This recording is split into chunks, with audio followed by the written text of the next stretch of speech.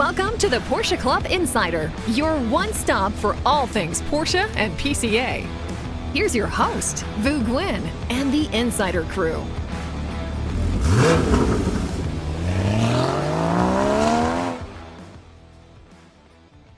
Welcome to episode 132. We are at PCA's national office. Around the table, the normal cast of characters. You have Manny, Damon, Lowney, and myself.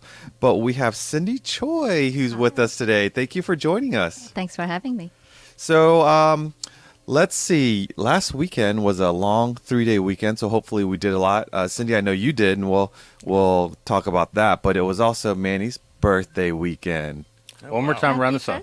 One more time Yes, around and the I sun. was very happy because I finally found the leak in my 914's fuel system. Oh, Which, if 914 people know, that's like the most scariest thing because the fuel lines, of course, run over the engine or around the engine, and fuel in the hot, anything hot engine parts, not a Not good. mix. Yeah, Not good. So they actually sell fuel injectors at Rock Auto that fit it. Mm-hmm. So I put it in there, and I've been chasing this fuel leak, and what it finally turned out to be was the fuel injector. After 52 years, that darn thing gave up. So you're saying that your 914 does not have original injectors anymore? One of them. So are you going to replace the rest of them, or just going to wait and see? No, we're waiting to see. No, actually, I would love to be able to get a rebuilt one, just like it. Unless you're literally looking at it, it's hard to tell because you only see the top part of the injector, but I would like to get a rebuilt one, just like the. I think it's green. So injector. I So think there's a service out there where you'd send them out. Oh yeah, yeah. It's just, Can't be that much, and then you'll put the original back in, so you can say you have original injectors. yeah, that's pretty much it. But So- anyways, we took the 914 out to Cars and Coffee on Sunday, and that was What'd you take when I saw you on Saturday? What did you drive on Saturday? 911. 911. Gotcha. How about you, Damon? How's your weekend? Pretty good. I had a lot of more work than usual because you probably noticed a lot of videos. But I went for a run. Did an autocross. It was probably my worst autocross in the past few years. To be quite Really? honest. Yeah. It was. I heard it was a great course, though. Well, here's the thing. It was a good course. I mean, I didn't mean to say it that way, but I said Danny posted that. Yeah. Well, fantastic course. everybody seemed to love the course. I thought it was for me. I didn't gel with it. But Really? I've liked other courses that people have hated, so Okay. it's just one of those things. But yeah, I didn't do well. Al beat me by almost a second. Yeah, and Al hasn't beaten me in a few years, so he's gotten better, and I've gotten a little worse. Wow. At least for that. Congratulations to you, Al. autocross. Yeah, and we're going to be co-driving my car at the next Chesapeake Autocross. So here it's to see on is air. Is gonna it happen. is it the cars or is it the drivers, right? Oh, there's always that, but I know that he's interested in maybe upgrading to a Porsche at some point, so I'm going to give him a taste with my Cayman. Oh, this is how You we didn't- put. you This didn't is how we blame push your him down that tires? slippery 'Cause slope. Club racing, when you did bad, it was never you. That made a trip to Bob Woodman's trailer to get new tires. New tires.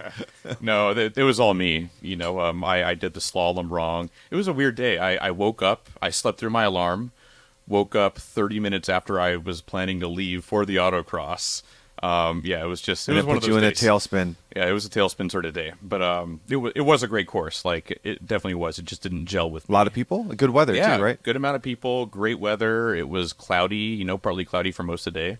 So, yeah, it's like fall. How many autocrosses are left? Hopefully, I can sneak one in sometime. I think I'm Two done or for, three? though. One or two? Something like that. Okay. There's not a lot for Chesapeake. I didn't mean to be rude, but we have an audience member. Would you like to introduce her, Cindy? This is Mandy. You can't see Mandy, but Yeah, hi, Mandy. She's on the corner. She was actually one of the drivers that came with me on my cross-country drive. So, And they're still talking. So They're that's still talking. That's a good Yes. ending. then, yeah. Exactly. So you before had a full. Oh, you had something. Yeah, before we move on, Okay. I want to say, so one of our members, Will Anthony, sent something. I think I know what it is, but since he told me, I'm not sure if I know exactly Paternity what it test. is. Yeah, but So you are the Whoa, Don't father. tell that anybody. No, I'm kidding. Oh, look at that! It's a Star Wars Oh, magazine or something, official collections edition. So wow. yeah, Will knows that I love Star Wars, but I think what he was telling me about was something to represent a different car on our little. Yeah. Oh, your Look at that, car. my car. Wow. So Wow. here's my car, the best Porsche ever, right Thank there. you, Will. Yeah, That's thanks, Will. cool. We appreciate Added it. To our It'll be collection. modified by next week. Yes, Yes. it will. I want to heat up the springs and push it down so it looks a little like yours. Yeah, we can do it with model cars. So. Now, Cindy, you were busy as well. Or you and Yes. Benson, your hubby, were busy, and you tackled a pretty cool that. job. Yes. So over the weekend, we tackled the PDK service. It's been done before, but not by us. So this time around, I figure, we try it out. And it's not as bad as I thought it was going to be. I mean, yeah, even though it is your transmission, if you screw it up, it's your transmission. Yeah. So, but it wasn't too bad. I mean, it's literally, I guess, like a basic oil change. Just a filter. Yeah, Yeah, filter and fluid change. right. Nice. And you, the pan. How many bolts Yes. are on the pan? There's 13 bolts. 13 bolts on the Yeah, pan. so we actually, when we started unscrewing one of the bolts, I guess whoever did it before might have over torqued it. And while we're unscrewing one of them, another one just fell out and it broke Oh, off. And I wow. was like, oh, that's not good. That's where your easy job turns into a Yes. nightmare when you don't plan for Right. it to. Did you have to drill a bolt out of your transmission? Yeah, well, yes, I didn't, but he's really handy with the Yeah. Dremel. So yeah, he was able Okay. to. I hope Get I can that get out. that handy with the Dremel someday. For our listeners that don't know, what do you drive? I drive a 2016 911 Turbo. And congratulations on turning, I think, 100,000 miles Yes, recently. I turned 100,000 miles You do on drive my that way. thing Yes. so much, which is the reason why you're here. So the job you had that done previously by the dealer or an Mm-hmm. independent, what made you decide to do it yourself this time? Well, lately I've been wanting to learn more about, like maintenance for my car, just because I do put that many miles on my car, and I figure, I should learn something. So I've been doing oil changes ever since we purchased the car, which was like 3.5 years ago.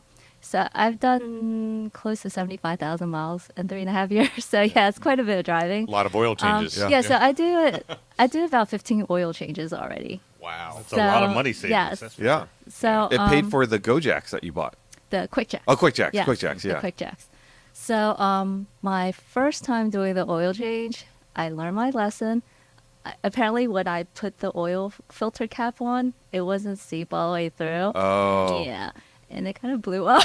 Oh, no. Wow. Yeah, so I have oil stain on my driveway just as a reminder to always, Right. make sure it's tight, in fully there. seated. Yes. Because once it gets to the very bottom, it kind of stops. You can't finagle it. Well, there's always that sort of thing, with the filter where how tight do you go, because they say, hand tight, but There's Well, actually a torque value on there. there's a Yeah. torque value Yeah, on yeah. it. There's a torque value. And Oh. is yours a canister type? Yeah, Where a it's like- filter sits inside of it? Yes, it's the paper filter that Yeah, goes yeah. in, and then the filter. Yeah. cap. So so one of the things that I did was change the oil for my daughter's RAV4, and it is the spin-on filter, and that I just kind of hand tighten as much as I can, and Yeah. I leave it at that. But with the cartridge type, I always tighten it. There's a torque value, but it stops.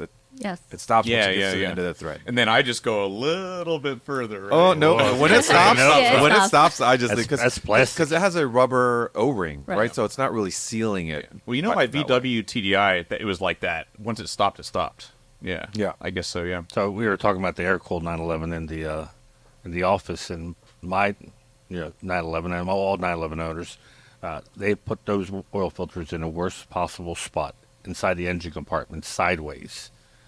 And I still not. Maybe someone listening can explain to me how you can change that filter without spilling a half a quart of oil.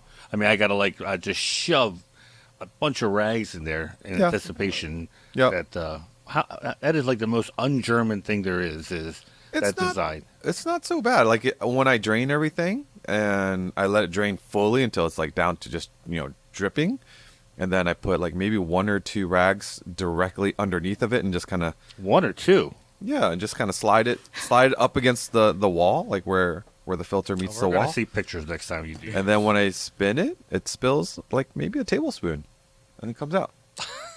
Well, I'll do next. You've got it down. Yeah. Yeah, my next oil change on the 911. Maybe it's different on a 964. I don't know. My G I body. can't imagine it's that different. Yeah. But we changed the oil of my son's 2024 Mazda 3, and he had little compartment underneath. Do yours have that too, where it's a little access panel about? Yeah, you take off a couple things, spin it around, then take the filter off. But everything's right there, the filter and the Super easy. drain. I'm like, Yeah. this is It's all the way the same access every here. manufacturer should make their oil change. I Yeah. mean, See, go the Boxer's past the- pretty easy, but everything's down, so it doesn't hit Right. anything. Right. Like the Subaru, Paige's boyfriend it falls all over the suspension, and Oh, Yeah. it's like an afterthought. yeah. Same. The Odyssey is the same way. It's like right on top of the control arm, so it spills and goes 10 different directions. Justine's RAV4, it's like just that hole in the body panel, the underbody tray, and everything's right there. The drain plug, filter, super easy. Here's a question I have for you, and this is, I've never bought this before, but in her RAV4 requires from the owner's manual 0W16. 16? 16. I have 0W20. But I've heard of 16's 0W20 in the I've past. seen 16 at the auto parts store. So I posted it on Facebook, and because I had never, it's not easy to find. It is kind of like water, and I'm like, man, is this gonna protect her car? And then the whole the thread of between people that says, oh, you should use something thicker, to then some of the engineers saying that car was designed So for he- 016. here's the trick. So you go into the manual, because so the Mazda 3, my Mazda 3 in the US 020 is the oil you're supposed to use. In every other part of the world, it's 530.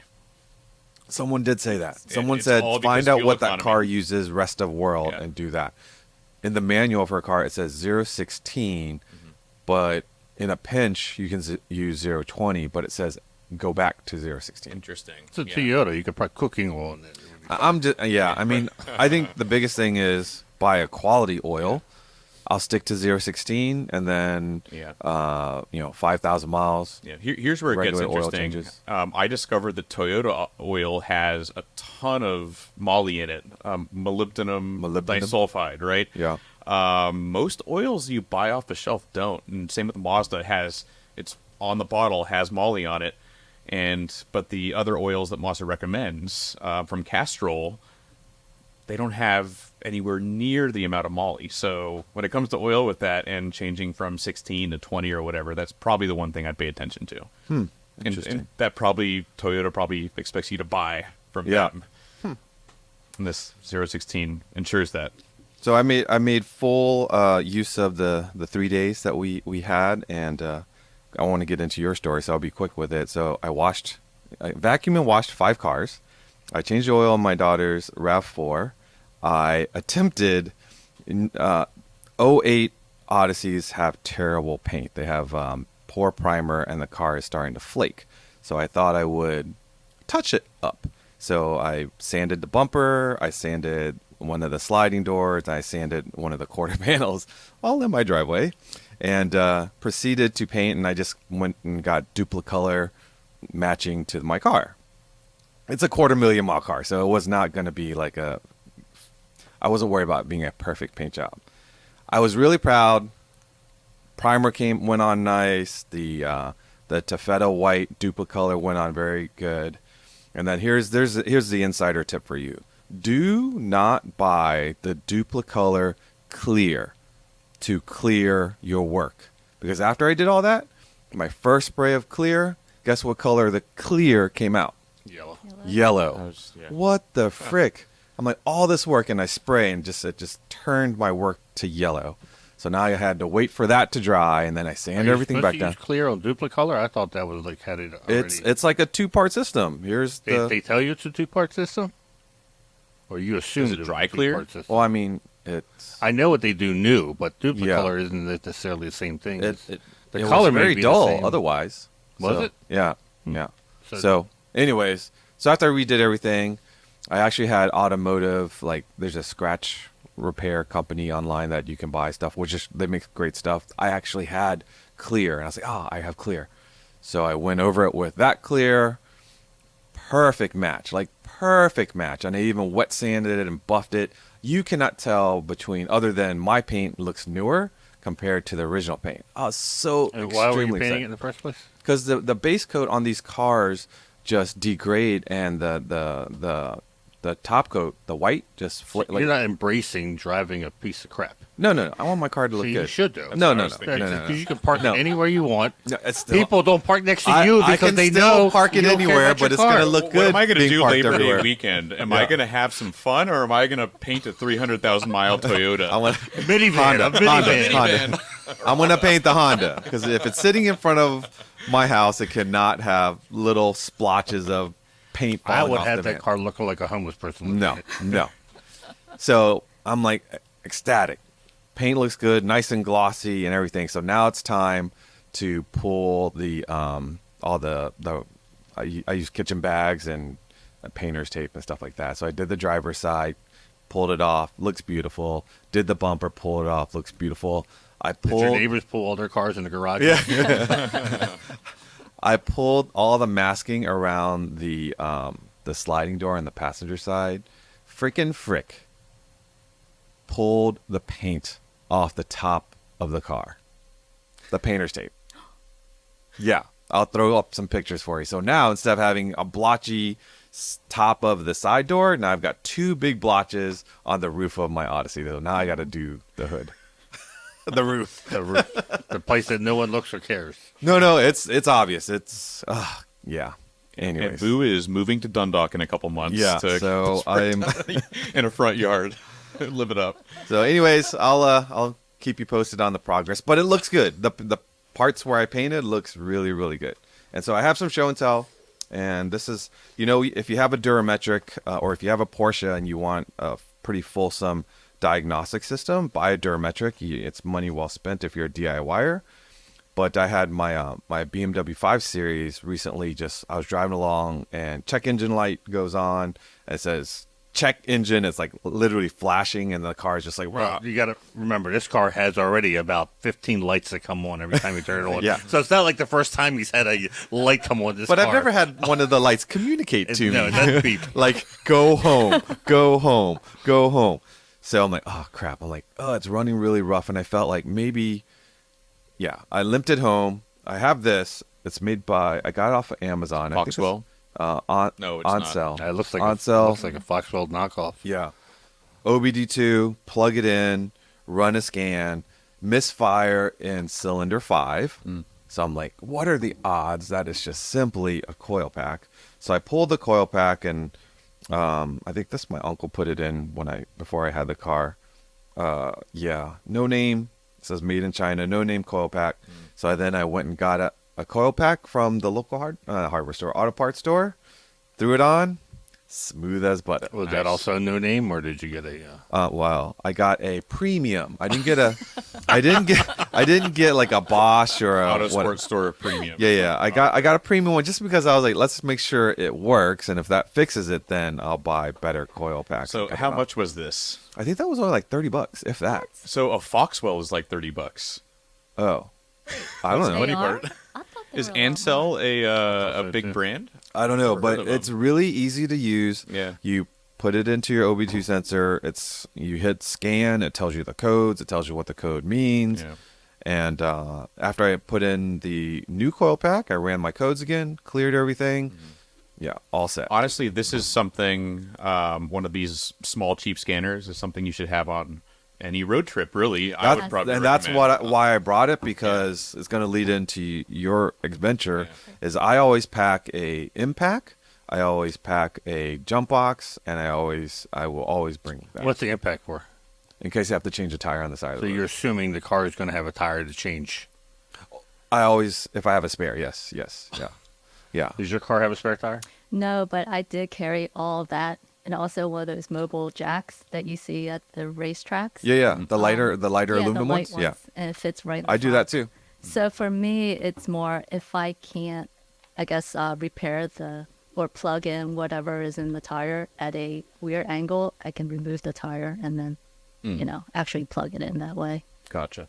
Hopefully someone will feel sorry for you rolling a Porsche Turbo wheel down the road and pick you up. You and- can't rely on somebody because most people just keep They just chugging keep on along, going. right? Yeah.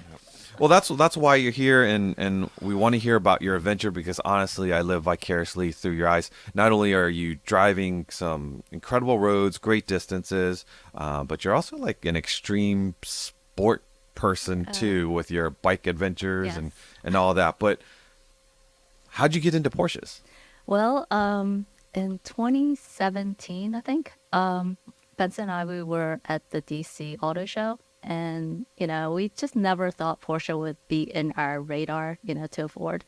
But we walked by and there was the yellow T sitting there. It was the only car that I kept staring at. And I was like, oh my gosh, this car is beautiful. So, he was like, one day we'll get you a Porsche. I was kind of like, okay, whatever. That's what husbands are supposed to say. Good job, Benson.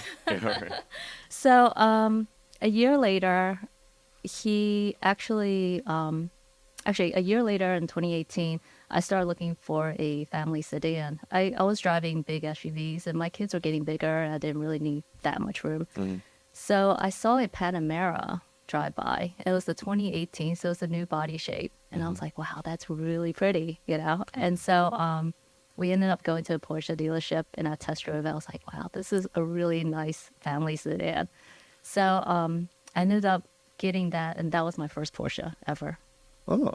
I remember driving home. It was icy, snowing.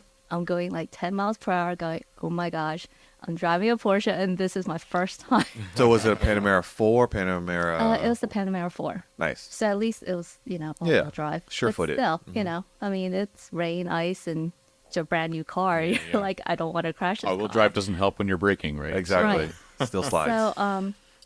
So fast forward a year later, he wanted a sports car. So he's like, well, we'll stick with the Porsche family. And he was looking at the 911s. We ended up picking up a 2017 base Carrera for him. And I drove that car one time. And I was like, oh my gosh, why am I not driving this car? Why am I driving the Panamera? So we ended up, we kind of like switched cars back and forth. But then, he has the worst luck with 911s.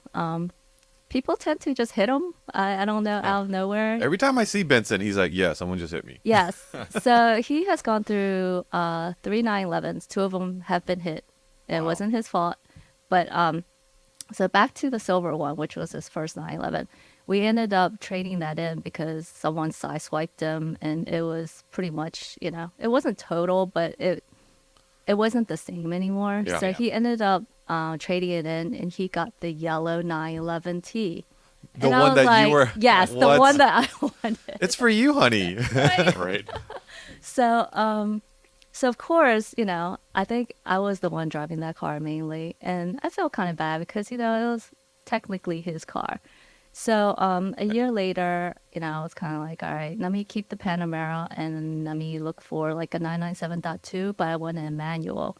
And at that time, I think it was right after COVID. It was like beginning of 2021. So I found one, got there 30 minutes, I guess too late because when I got there, this guy was already signing off, purchasing the just car. missed And it. I was like, okay. So I ended up, just looking around, and he saw this turbo, and he was like, why don't you just go test drive it? And it was, out of the price range because I wanted to keep my Panamera too.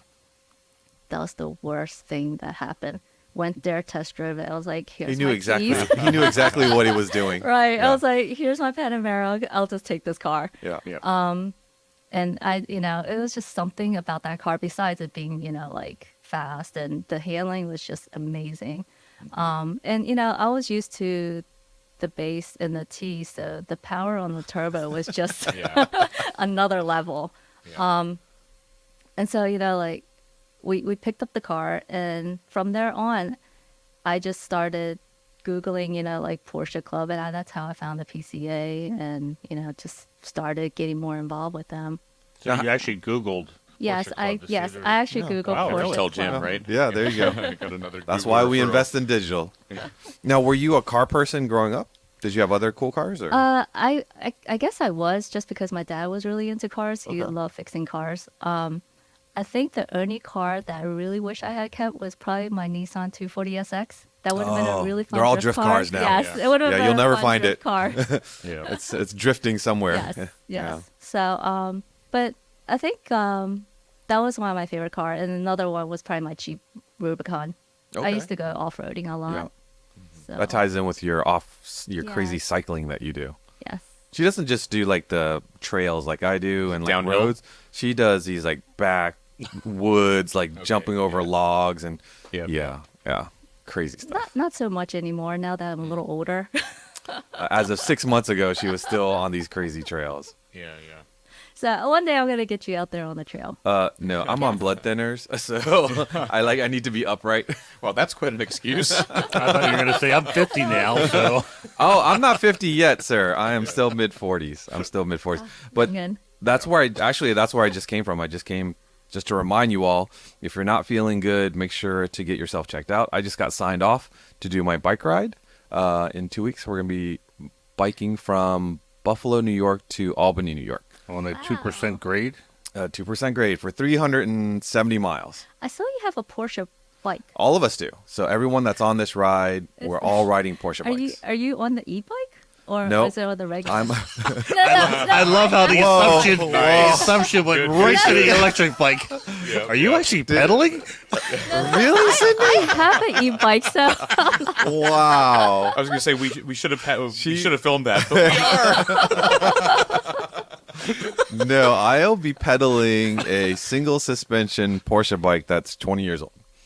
And some of us, actually, the Porsche design was hoping that one of us would ride an e-bike. I don't think that we've had e-bikes on one of our rides before, but most of us just ride vintage Porsche bikes or even newer non-electric Porsche bikes. We'd love to have an e-bike, but they're pretty expensive. So, yeah.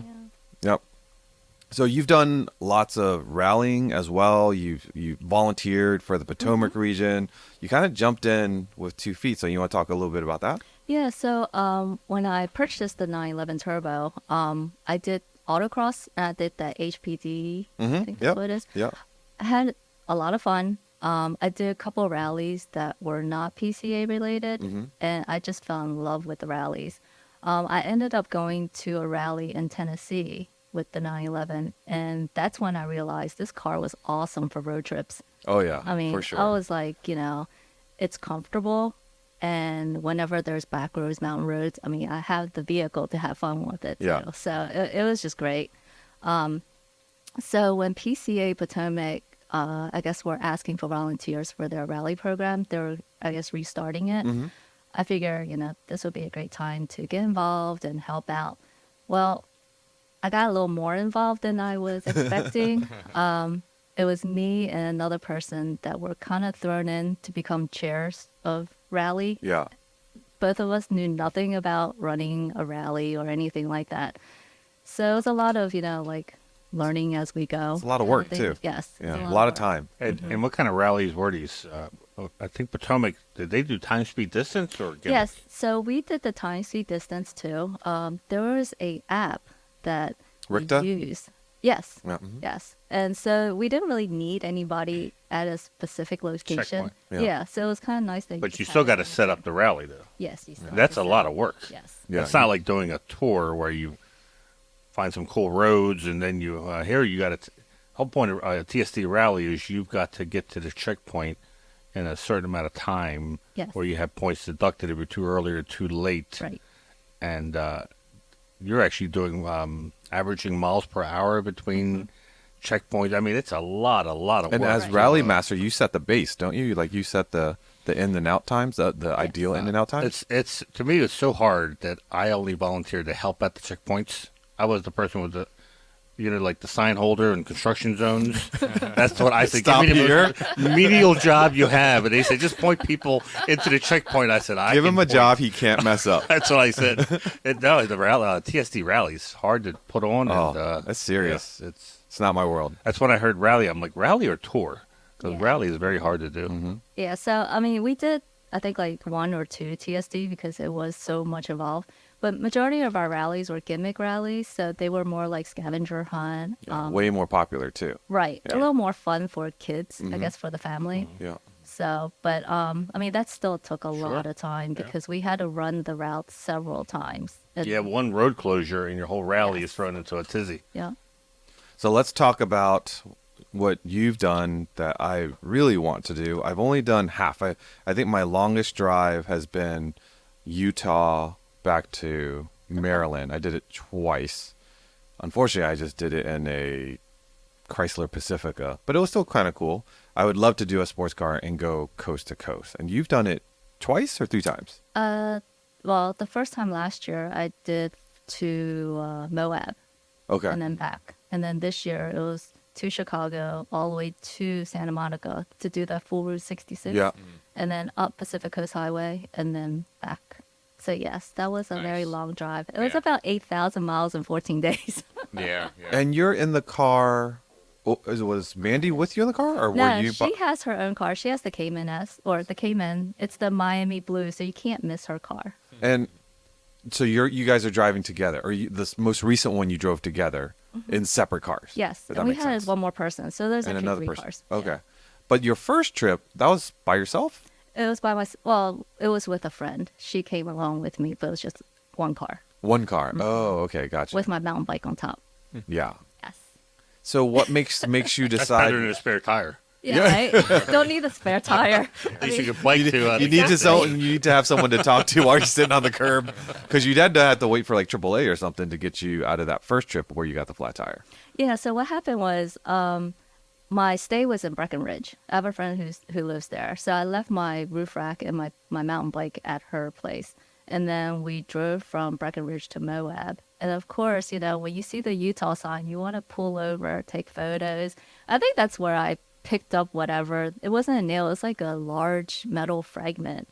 So when I, took off my the PSI, The pressure just, sensor? yeah, it Yeah. just dropped down to like 30. Yeah. And in like 2 seconds, I was like, oh, this is not good. The shoulder is the worst place to drive. Yes. That's where all the crap is, right? So, I had just signed up for AAA a couple months ago, thinking I'll never use it. Thank goodness I had it.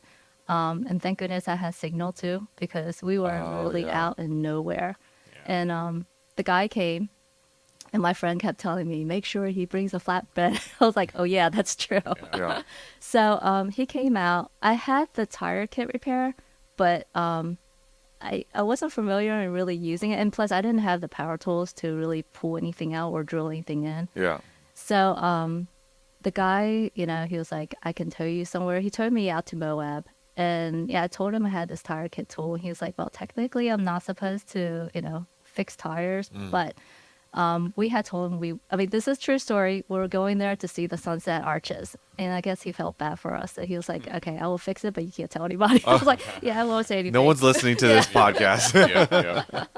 So he fixed it, and my friend and I were able to get to So it arches. was repairable, at least temporarily. Yes, Okay. temporarily. Oh. But so I asked around for those for the tires. It was the Michelin, and no one carries it. Obviously, in Moab, no one's going to carry these Right, right. low profile tires. I called around to other dealerships, and none of them carried it.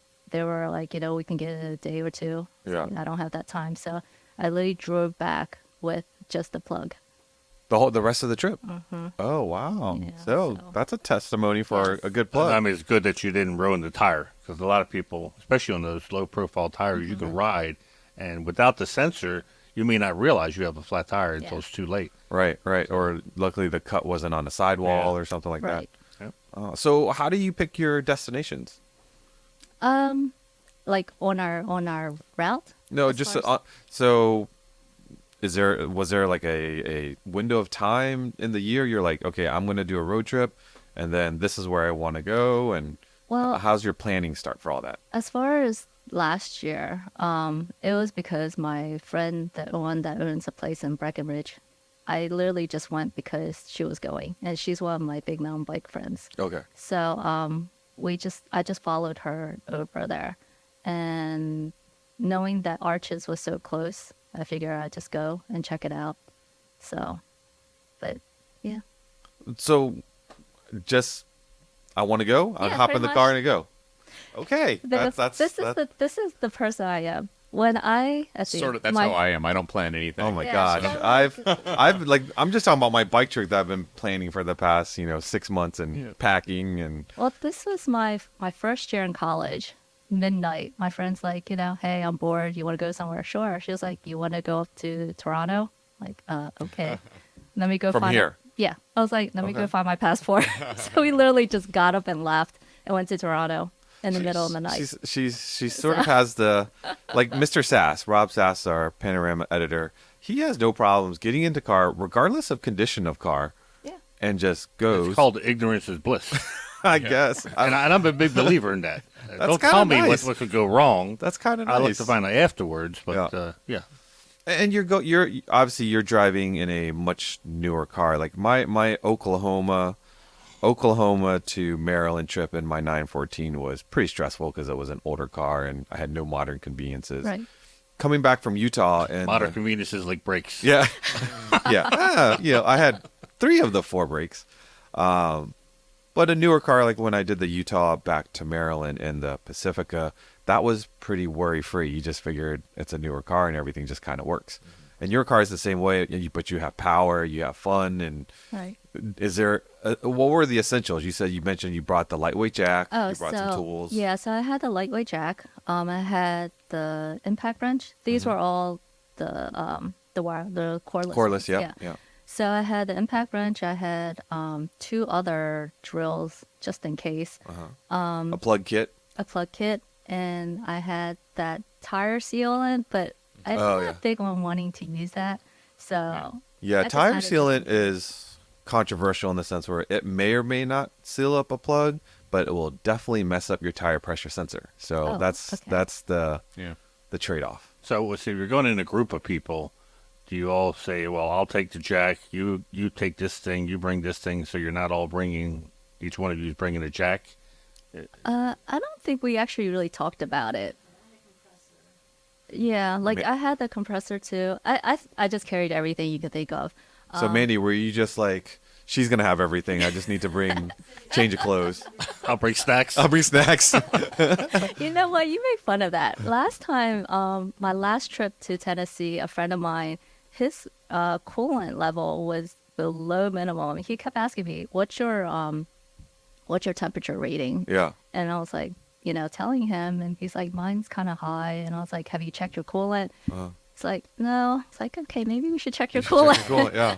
So I had brought the coolant, and I ran over to a grocery store, get some distilled water, mixed it, and I put it in for him. Perfect. Yeah. You're a So, perfect driving yeah. companion.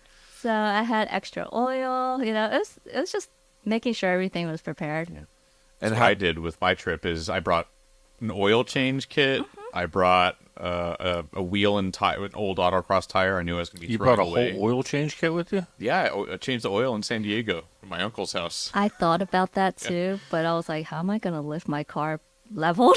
I can't Yeah, do it I leveled. had a garage, and my uncle's place. But yeah, I changed the oil. Wow. Yeah. Yeah, I bring a lot of stuff too. I mean, oil lasts. That's a lot of, I am probably- not going I over would- 5,000 miles in my car. Yeah, I'm I'll so bring paranoid. a quart maybe or 2, but Yep. 0.40 you can find. you pretty much bringing anywhere. oil is one thing. But bringing you enough can't find oil driven change. 040. Yeah, you can't find specific oil. Right.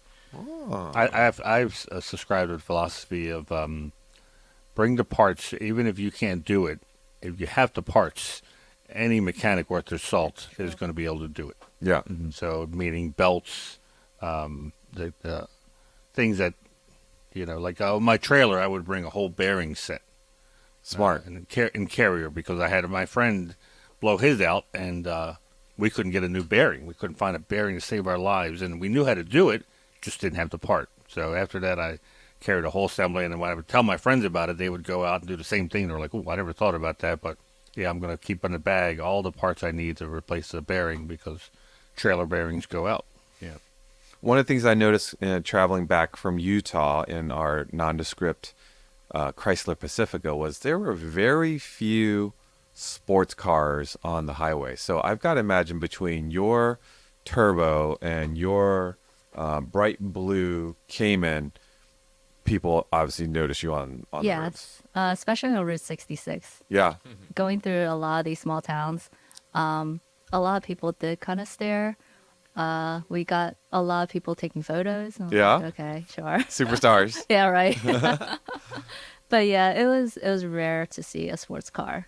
Did you have any kind of concerns Like, how did you when I came back in my 914? I was always worried that I was going to break down. Like, do you block that out and you're able to not worry because you're in a modern car? Oh, I thought you meant like Texas Chainsaw Massacre. You watch too many No, movies like I because was- they all take place on a Route 66 right? type 'Cause road. there Never on the interstate. There are some stretches I'm sure you drove that there was nothing around except you in a field and Yes. cows and no cell And the coverage. creepy guy in the pickup truck. Yeah, exactly. So you Well, because I had two other people, it wasn't as bad. yeah. You know, I figure if it was by myself, yes, I would You be. could outrun. We can the go other down people. together. Right, exactly. Right. Go down together.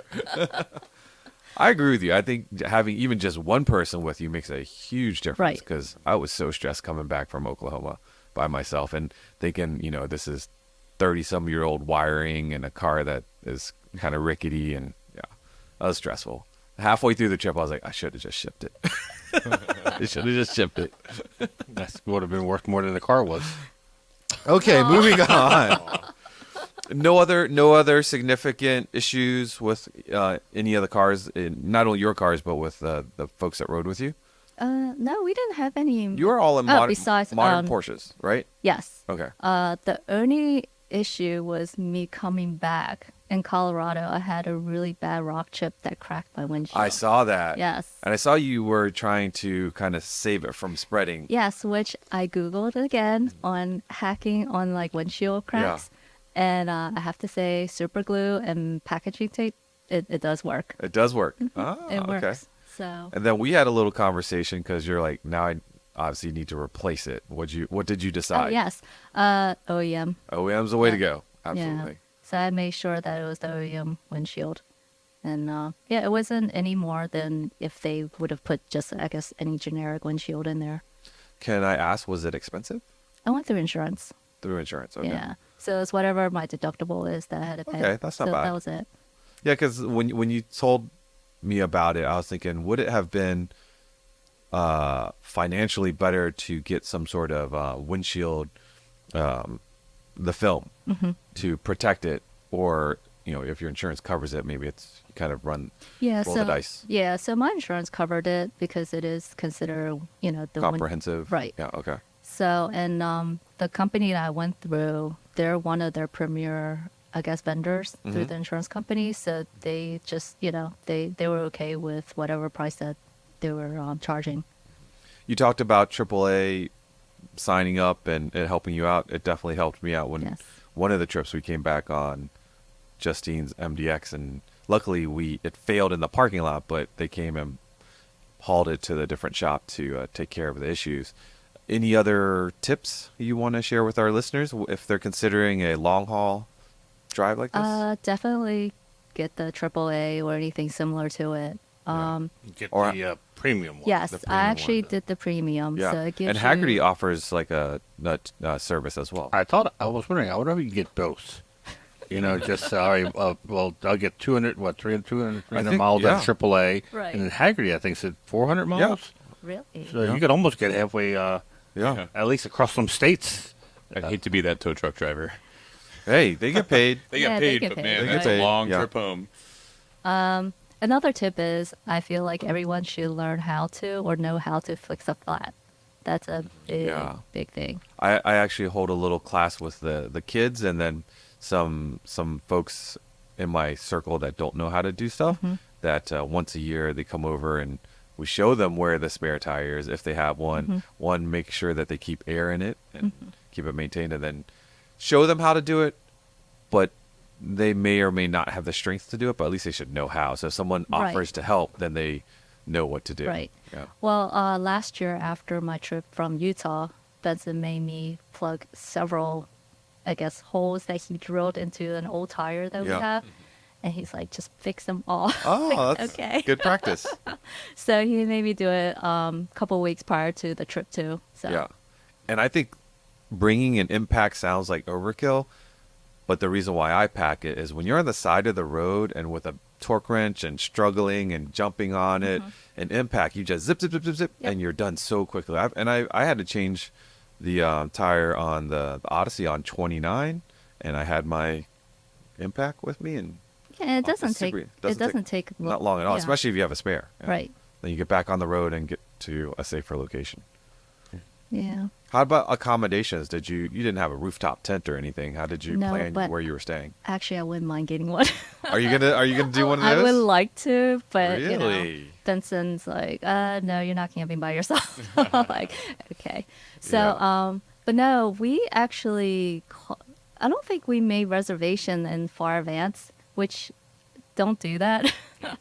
Another thing. I'm Yeah. about 2 hours away when I make my hotel reservation. Yes. So, Did you like hotel tonight or something like that? No, I don't know exactly how far I'm going to drive. Right. So I always just like when I'm 2 hours from when I think I'm probably going to stop in a couple hours, and I'll start searching for hotels. So. Well, that's what we were gonna do at first. Oh, yeah. But the first hotel when we did that, there was a gentleman there. He was doing the same thing, and they're like, "Sorry, we're out of rooms." You people don't watch any horror movies I'm like, because this is how you end up in these kind of hotels. That, No name motel. Exactly. Yeah.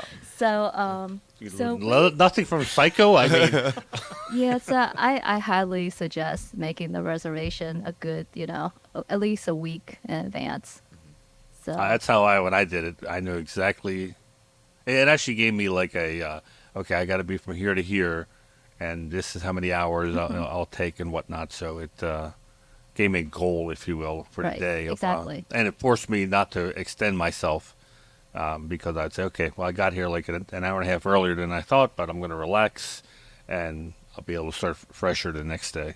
I've got a road trip for you. I'm going to ask you what your next one is, but I have a recommendation for one that you would absolutely love in both of your cars, and that is to do the PCH.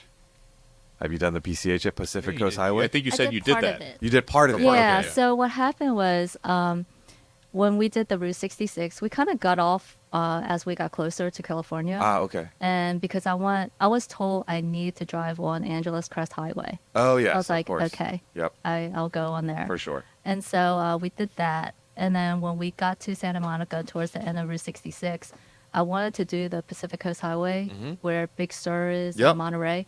But I think there was a closure. They, Yeah, there is. That's where it fell into the ocean, right? Yeah, and it's somewhere central California, I believe, so you have to go around. So one of my favorite roads, probably top 3, it might even be a top road, is when you get to the very north of PCH, around Leggett. This stretch Yes. right here is the best stretch of road Leggett. like, Oh perhaps my I've ever goodness. driven in my life. There's nobody there, Right. except for a certain kind of farmer and their pickup trucks who Right. drive faster than you in your Porsche. So So what happened was after we passed San Francisco, we got to the northern part. I did go on to Pacific Coast Highway for a little bit just to Okay. we got to see some But of it. there's so much good roads and the views are But spectacular. the Northern California, oh my goodness, there's roads up there. Yeah. Anything that ends with a canyon, just take it. Just take it. Just take it. Any other specific routes that you're looking to do next? I want to hit all lower 48 states. Okay. So obviously no Hawaii or Alaska. So that's kind of my goal is to hit everyone with the 911 and also to go at least one of the national parks in every state. Oh, wow. So, because I'm not sure if you saw my hood underneath my hood. Yes, I have yeah, all mhm. the stickers Yep. of where I've been. So So are you Can you going to fill it take up? the turbo to 200,000 or what's the plan? I like to. Yeah. Yeah, that's sounds kinda like it the won't take too reason- long. It won't take Yeah, too I know, long, right? like 2 years. That's kind of the reason why I like to learn how to do a lot of these maintenance myself. Yeah. So And other than oil changes, and we'll knock on wood lightly here, oil changes, transmission flush, tires, brakes, nothing has Basic been stuff. out of the ordinary for maintenance for Nothing. that car, right? yeah, nothing. But I did when I pulled the panels out, I did find that both of my front CV boots were torn. I was like, oh, Yeah, that's yay. still, So yeah, so That's that's a gonna wear get item. repaired. Yeah, that's a testament to how bulletproof that car is. so That far. you can do that. So again, I'm knocking on wood lightly for you. And I'm sure it will be. Yeah, and I do go slightly off-roading with my car too. You did. I saw you on that dirt S. road. I was like, she thinks she has a Dakar. No one's told her it's not a Dakar. It's close enough. It's all-wheel drive. Yeah, You know, Oh. if I don't have the spoiler down, I get that extra clearance. So A quick side note: Nathan Mers has the Golf R, an older Golf R that his daughter drives. It's also all-wheel drive, she took out the oil pan going off road, and when Dad said, "Why did you take it off road?" She says, "Dad, it's 4-wheel drive. Why wouldn't I take it off road?" So that was a pretty costly mistake. Yep. Yeah. All right, so at this point, I would like to make sure if you're enjoying the episode, click that like button. If you have any questions or comments, we'd love to read them. Comment below, and of course, subscribe. I believe we are just shy of 97,000 subscribers. Yeah, we're we're getting getting closer there. and closer. Almost there. Also, if you haven't subscribed to our electronic newsletters, we have Mart Fresh, Performance News, and e-brake news, all free to subscribe. Just head over to pca.org. You want to get into the news, Manny? I don't have my laptop with me, so you got to You tell me don't? what, Okay. what's the Yeah, news? so Well, this one I I've had been it, but it's at my the desk. first news item I have seen all over Facebook, and it has to do with a Oh, tractor yeah, that- trailer filled with Porsche race cars. Very And sad. Someone lifted it.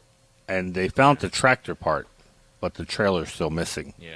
And $1.5 million worth of cars. But they're and race cars, or are they? No, they're race cars. It's Yeah. a GT4 Club Sport, I believe. How do you make cars like that disappear? Well, that's what I was wondering is, so what's the end goal? Whoever stole this, is it going to be in some foreign country where there's no social media? There's nobody's tracking this car that, Well, I mean, if I were a criminal, I would Okay, cut- criminal hat I on, would- please. put my criminal hat on. Yeah. I wouldn't drive those cars. I would take the parts off, and Yeah, I would. That would be great parts for a race car or a street car. Yeah, Why not? but even Se- that's selling cool, selling too. selling used race car parts is not easy. I'm sure you. Easier than a used race car, I would think. That's together. Yeah, I don't think they thought it through. I think they just thought it was high value and they took it. Yeah, yeah. But it's not easy to. I mean, it's not like Gone in 60 Seconds where they took the cars and they put them into some container. The other and thing I shipped them wonder, I'm overseas. surprised there was no tracking device on this trailer. Well, there was. They had an air tag, but I don't know if it was on the trailer or the Tractor. The tractor. Yeah. But then it stopped giving a signal somewhere like in Miami a few hours after the. Yeah, I'm sure they Heist. searched for. Yeah. That's so they found the tractor, but not the trailer. I think it's the shop is called RS1. So Yeah. Rensport. Let's see, Rensport One. It's a Porsche race facility in Pompano Beach. I don't believe they've. It had to be found- targeted. It wasn't Oh, for something they sure. were like hoping there was going to be TVs or Yeah. something super valuable they could fence easy. This had Yeah. to be something that they targeted. And if you're a smart criminal, you already have a buyer for this. It's not something you're hoping to Yeah, flip. I feel sorry for Yeah. them. That's Members, man, can keep you your imagine- eyes open. I mean, Yeah, the keep your eyes likelihood open. that we'll find it. I Best can of only luck to 'em. imagine it's going to be going to some foreign country where it may not be as trackable. Our second news item celebrates a lady in Le Mans. Oh, yeah. So it's Charlotte Verney. She did, I believe, 19, was it 9 or 10 Le Mans? I've never heard of her before, but I read it and I found it fascinating. Her father was involved with the ACO, the organization, organizing body for Le Mans, and he would always take her to the meetings and the races, and of course, I guess you couldn't blame her for when it came time. She had the opportunity that she started racing, and I think almost every race except one was done in a Porsche. Wow. She won her class. She drove 935s, Kramer 935s, won her class several times at Le Mans. So Porsche has an article about her that came out this week. Turned 81. Have I been living under a rock that I'm surprised I don't know about her already? Yeah, because there's Denise we- McLuggage, there's yeah. Margie Smith-Haas. Smith. All the people you named are Yeah. racing American soil. Yeah, So maybe this that's is, what it is. Yeah, overseas. We're so yeah. American centric, I guess. But still fascinating Oh, very that cool. at that, when it was really male dominated back in the 70s. So she, I'm sure, stuck out like a sore thumb racing, and her father was none too happy, evidently, when he told her to keep it slow and not to go too fast. That's hilarious. All right, let's see here. PCA events, we've got, let's see, registration for Unstock. By the time you listen to this, It's already open. it'll already be open. That's if We you are- want to display your Porsche. not to. You can attend and without having to register, but displaying the Porsche. Yes. So if you want to have your car displayed in the Unstock event, there's a registration for that. There will be a parking corral for Porsches, and then just general spectator parking. And we'll have our first ever exhaust sound off contest. Not loudness. Not loudness, but quality of sound. Quality of sound. And we're going to have judges. We're going to select a few cars, and we'll have an esteemed panel of judges to have award the best sounding exhaust. And CAF Audio is We're going to do the worst sounding exhaust? You would love to do that. I'm sure you would. It would be better than electric car sound. It would be someone with no muffler, probably, just a straight pipe. Things that are not broken yet. You want to talk about that? Yeah, first in a video series that we filmed with Jake Raby of Flat Six Innovations and Charles Navarro of Ellen Engineering. And this first video that we released, it's sort of general when it comes to, it's very specific in the types of symptoms and things on the M96 or M97 engine that Jake's talking about, but it can be applied to really a 996, a 997, a 986, or a 997. So in that sense, it's a very general topic for a lot of the cars or member zones about what you should keep an eye on your car, knowing that you'll have to replace them at some point. It's always better to replace a lot of these things you see in the video before they break, which is why we have this title. I was reading, again, we really do read the comments, and we appreciate it. Oh, that's the best part. Yeah, and it's... Those comments are free. The comments are free, and some people are very open with their opinions. Yep. And The one that said you should keep your day job. oh, that was for Yeah. I like that. I'm funny. like, this is his day job. I think I just wrote back. I said 100%. Like, what do you think he does all day? Yeah. So some people had posted or commented that this may be like fear mongering, and I'm just like, I'll go, did you even watch the video? Because we're not saying all this is going to fail tomorrow and every motor is gonna go to junk, but it is a mechanical thing, and all mechanical things will break at some point. And what I appreciated with the video was that we talk IMS, we talk about oil air separators, we talk about pressure sensors, we talk about all this stuff, and at some point you're going to replace them all. But I challenge, most people probably have no idea what it looks like or how it connects on your motor, or if you're going to reach in to change it, like where it is. We walk you through pretty much 360 of my motor and show you all the components. Like, that in itself is worth watching, to know where things are and what you're looking at. And to You'll never take a road trip again after you see this. You'll say all the things that could go wrong. And again, it's my car has 98,000 miles, and my car was running fine. And people are like, why did you do all this? I'm like, I wanted to do this because I wanted to see the condition of my engine after 98,000 miles. And like you, all I did was ever change the oil and put gas in it, and it owed me nothing, but I felt like I wanted to freshen everything back up. And I'm glad I did, because there were things on the motor that weren't broken, but you could tell They were almost there, yeah. They were almost there, especially my chain ramps. Mm-hmm. And yeah, you could roll the dice and be like, like there's one guy that posted that he's had 3 cars with, and he did the IMS bearing. I know. I was actually going to comment at this. He had a car that he did the IMS bearing on 3 times, and each time there was no visible wear on the bearing. That's what you want to see. Exactly. So was it When 3 you're cars or replacing 3 your- bearings? 3 3 bearings. That's That's If he perfect. hadn't changed the bearing, it probably.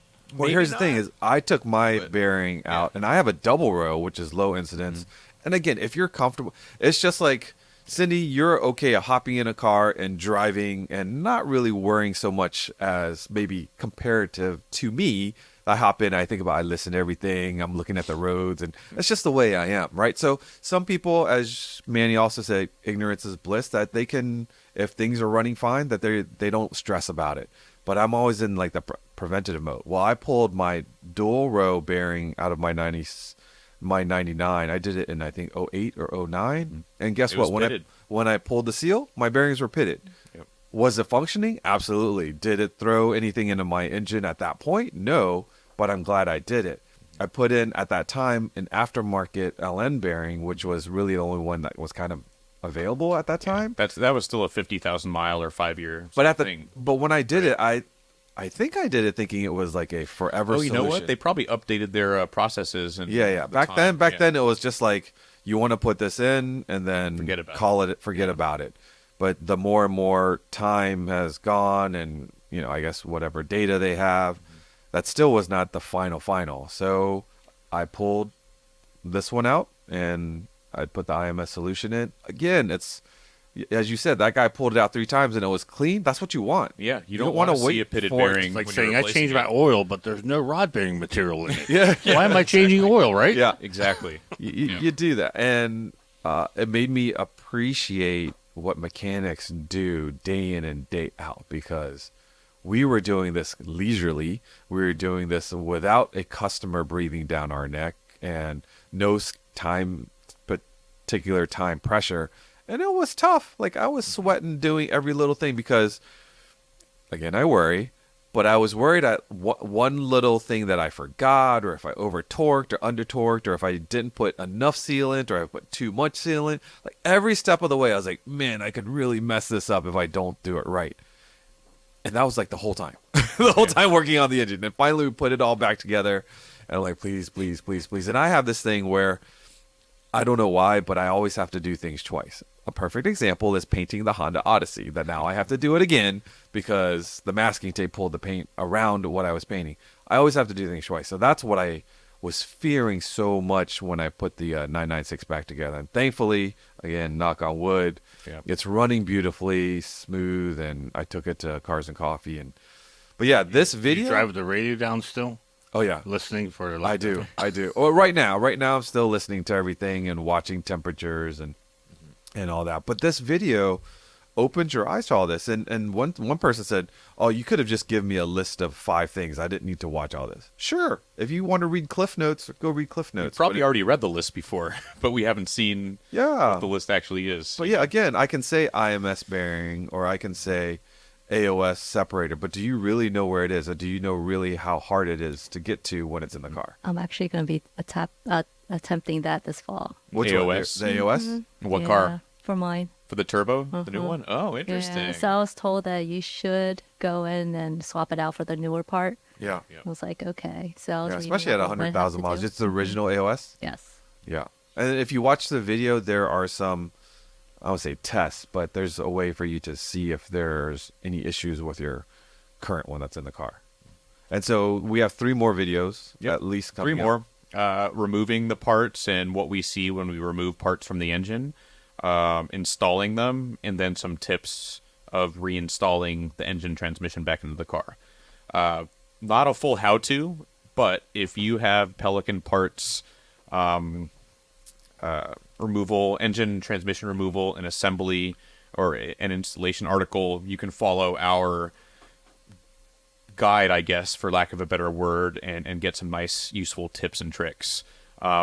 If you're doing any of the work on the engine, this is definitely not a how-to. It will offer tips and tricks, but you probably should have a factory manual and things to help with torque values and making sure. This is informational and almost entertainment for people who are into that sort of thing. We don't expect people to do everything that we did by watching this, but we will definitely give them tips and tricks and knowing the right tools, where to get that information, taking lots of photos and videos as you do the work, bagging all of your parts and using a Sharpie and not like a regular marker that will evaporate and all of a sudden you have a baggie full of stuff that you'd have no idea. Yeah. And being organized. Like that's what I was really focused on as I was taking apart.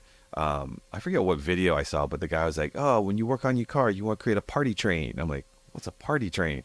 So you literally start with the first thing you take off, that's the beginning of the train. And then when you go to put things back together, you start at the end of the train. Yeah. And if you go back and forth in that process, things should... Now, had you walked into that room, you would have thought train derailment, not a party train. Yeah. The party train snakes around a little bit. The party train did snake around, but I knew how it went around. And you don't have extra parts and stuff laying around. So, All right, for those of you that are interested in doing some wheel-to-wheel racing, but you don't want to do it in your actual Porsche, check out PCASimRacing.com. Race with other PCA members, and they'll show you how to get started if you don't already have a sim racing rig. Anything else we want to Does sim racing have flat tires? No flat tire. Oh, but in the race they do. Flat you can spotting. get it. Yeah, flat spotting. Flat spotting, but you get Flat a flat tire? I don't know. Oh, that's a good question. That might be a flat spotting benefit for sure. We don't get So, flat tires in sim racing.